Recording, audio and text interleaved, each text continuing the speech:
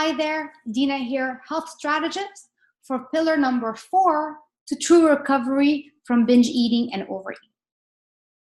So if you're here right now, I hope you took the time to look through the other pillars, because if you don't do them step by step, you might actually not be building that strong house before we put that pillar number 4, which is that roof on top of everything. So when I talk about the environmental reasons why we might be turning to food, environmental is what is happening around you. There are things that we can control and there are things that we cannot control.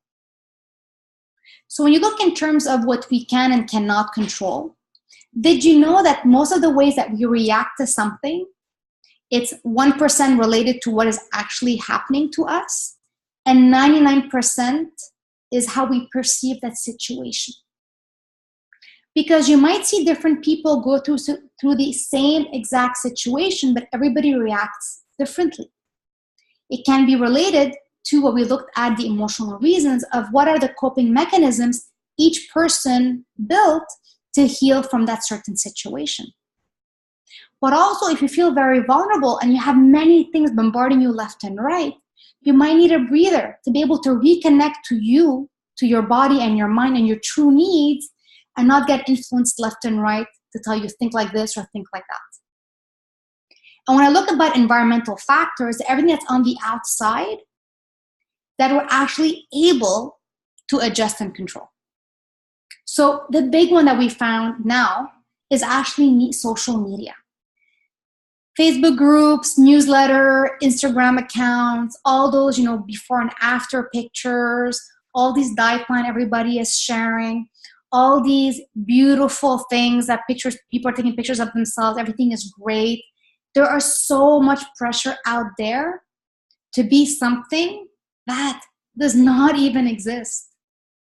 Between the magazines and the models and the media coverage and all those before and after transformations, 99.999% of everything that you're seeing is photoshopped, filtered, adjusted, and it's so hard to compete with something that does not even exist.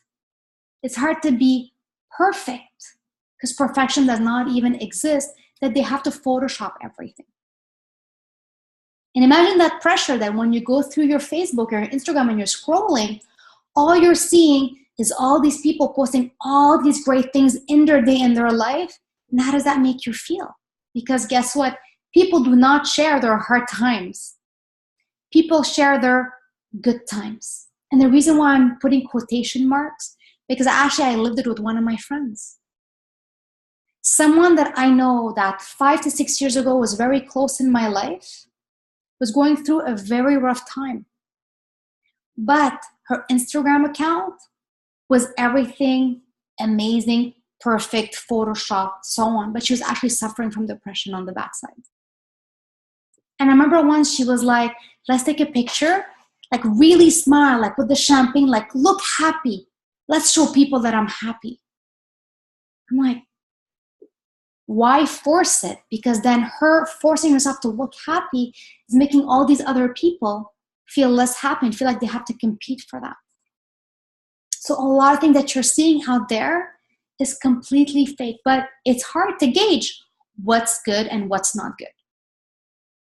The second thing that is crucial, that you don't need, that should not have any power over you, but yet so many of us struggle, and I used to struggle with that, and so many of my clients do, and it's so hard to let go of, is the scale. That darn scale. Then we go to the doctor, they weigh us, it's at the gym, it's at the pharmacy, it's literally everywhere. The scale is one of the scariest things because this little machine, for many of us, used to or is dictating our worth. And the number that we see on that scale dictates if we should be good to ourselves today or restrict ourselves today or binge out of sadness today. That little number is dictating who you should be that day. And there should not be any plan, any program that the scale should be part of, because you are more than a number. You are a person. Connecting to you, your happiness, your energy, how your clothing is fitting and how you're moving, that is so much more important than the scale. Because that scale can fluctuate for so many reasons. Because let's say overnight, from one day to the next, you've gained 3 pounds. What would happen that day if you go on the scale like, oh, I gained 3 pounds? We completely think that, oh my God, I gained 3 pounds of fat. It can go into, I need to restrict all day. But then what happens at night, we might end up overeating and binging because we're so hungry. Or we might say, you know what? I'm exhausted. I'm just going to go binge and overeat for the rest of the day and for the rest of the week. And I'll start again next Monday. I'm exhausted. And that little number. But did you know that within a day, you cannot gain 1 pound or 2 pounds or 3 pounds of fat? It is physically, medically impossible. But you can gain water retention.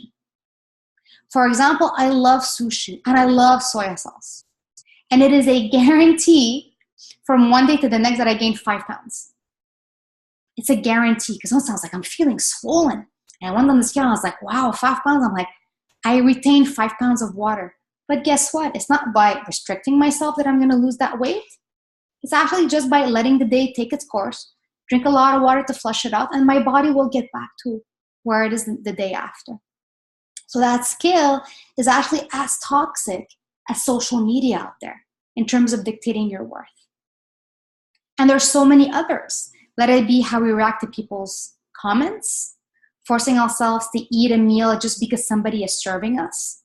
But the two that are the easiest that I want you to take part of today, or one, if you're comfortable, is number 1, a media detox, which means not unsubscribing from Facebook completely and Instagram, because there could be some lot of positive things in it. But if ever you come across a page or a post or person you're following, just makes you feel less worthy, that makes you feel like, oh, you need to go back on a diet, unsubscribe. You don't have to unfriend the person. You can just unsubscribe. And if you're really ready to take that huge leap to connect to your body and to let go of the dieting mind frame and really make this progress to the 5 pillars, it's letting go of that scale. Throwing it out, hiding it. It should not be the first thing you see when you go into the kitchen. Maybe you have your scale in the kitchen. It should not be the first thing you see when you go into the bathroom or in your bedroom. Hide it, throw it, give it away. Focus on how your body is feeling, because you are more than a number. So I hope you enjoyed in terms of this environmental factors around. And I wanted to share with you the 2 easiest ones to kind of clean up a little bit what's happening around you. Because there's always going to be things coming in, but we want to get that rule as solid as possible. And this is going to be the first 2 tips for you to implement. And again, if you have any questions, any concerns, any clarification that you need, do post them in the group or do post them right under this video. And the one thing I want you to take away today is that you are worth more than number on the scale, and 99.9999% of things you see online are totally photoshopped and fake and not real. So we don't want to compete with the outside world. We want to connect with the inside world. And this is where this pillar is very important. And it only comes here at the 4th step of the change. So I'm wishing you a connected day to the inside, so you're less bombarded from the outside. And I'll see you in the next video.